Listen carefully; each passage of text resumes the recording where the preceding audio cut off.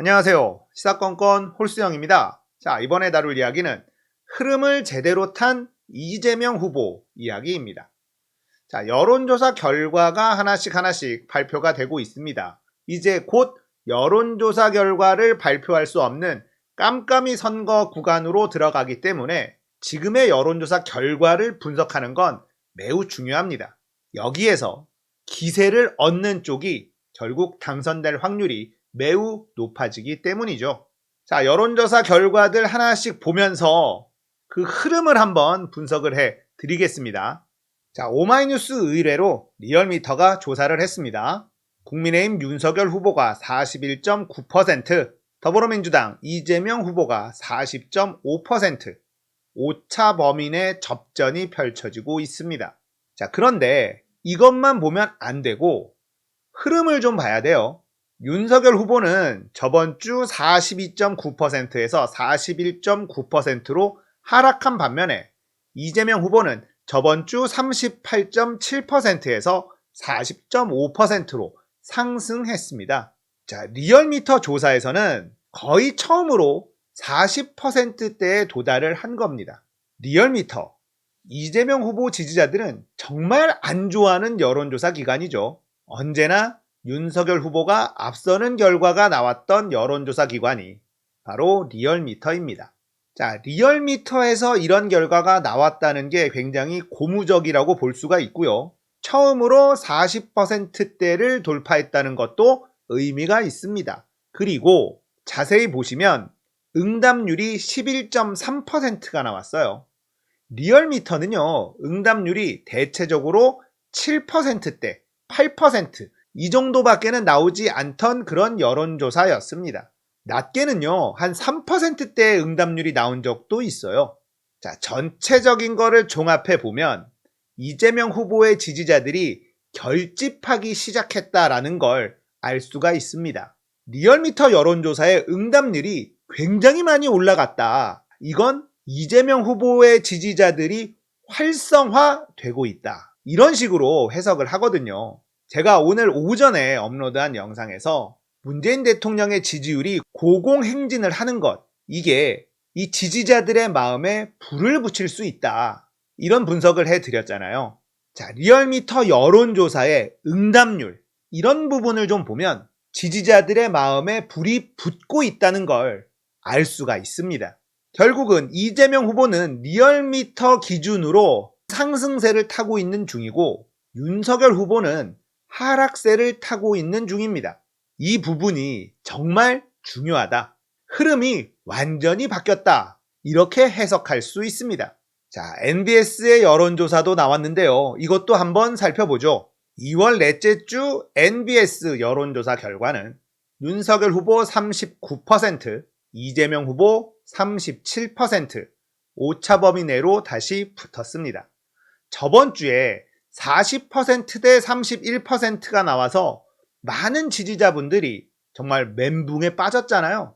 다시 회복이 됐다는 겁니다.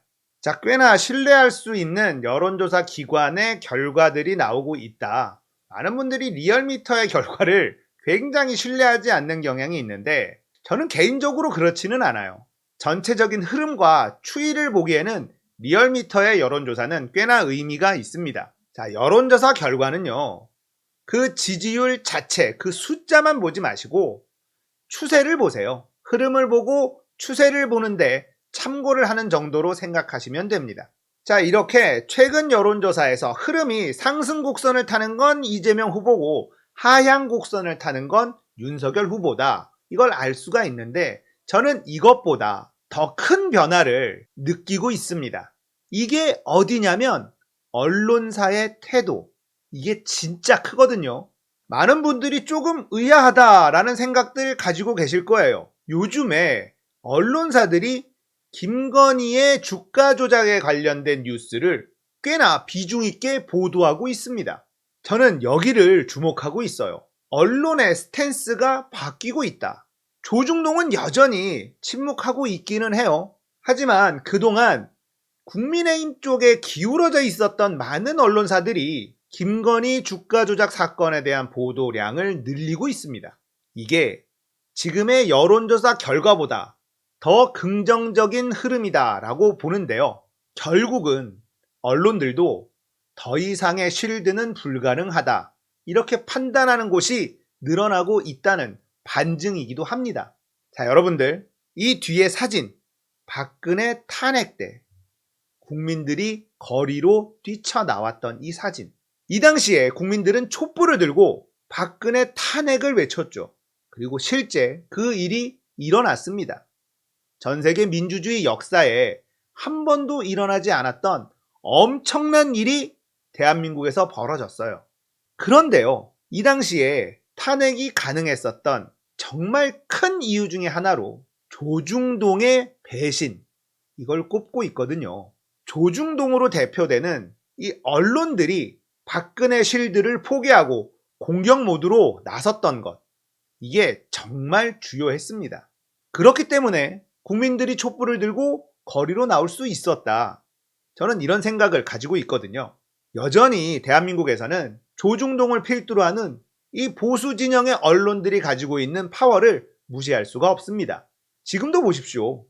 이재명 후보와 윤석열 후보만 놓고 보면 비교가 안 돼요. 그런데도 이렇게나 힘든 박빙의 싸움을 하고 있잖아요. 언론의 힘 무시할 수가 없습니다.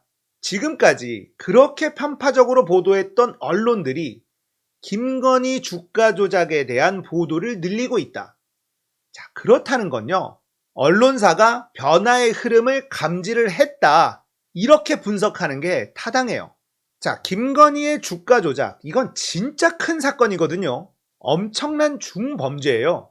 그리고 이건 의혹이 아니라 증거가 아예 나와 버렸어요. 검찰은 이미 알고 있었다. 이런 명백한 증거가 나오고 나니 언론들도 이제는 보도를 하기 시작한 거다.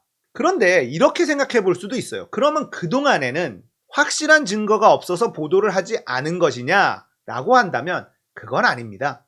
그 전에도 사안이 너무 중차대하기 때문에 보도할 가치가 충분히 있었어요. 그리고 조금만 취재를 하면 너무나 큰 의혹이 있다는 걸 충분히 알 수 있었던 그런 사안이잖아요. 그런데도 애써 외면을 했었죠. 지금도 외면할 수 있습니다. 거짓을 보도하는 것은 죄가 되지만 보도하지 않는 것, 이건 죄가 되지 않습니다. 그런데 지금 언론들이 김건희의 주가 조작에 대해서 보도량을 늘리고 있다는 걸 주목해야 할 필요가 있다. 여기에서 그치지 않을 겁니다. 정말 큰 건이 지금 기다리고 있는데 그게 뭐냐면 고발 사주 사건이에요. 자, 제보자 조성은 씨. 이분 전투력이 어마어마한데 이분 지금 벼르고 있거든요. 이분이 어떤 증거를 가지고 있는지 굉장히 기대가 되는 그런 상황입니다. 이건 특종이 될 수밖에 없어요.